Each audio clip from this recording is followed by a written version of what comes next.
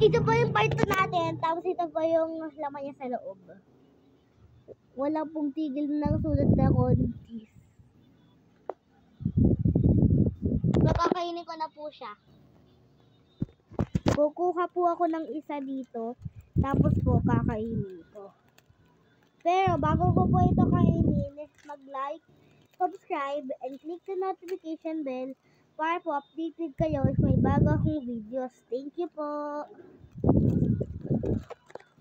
So, kain na tayo.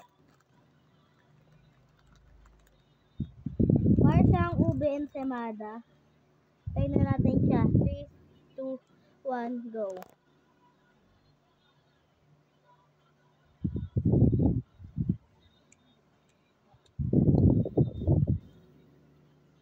Ube cheese ensaymada siya.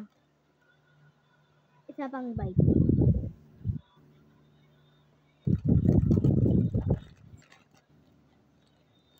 Masarap po siya talaga. Kapag nakita nyo po ito, bilhin nyo lang sa kontis. Pero mahalagang paalala, hindi po ito sponsor. Thank you po.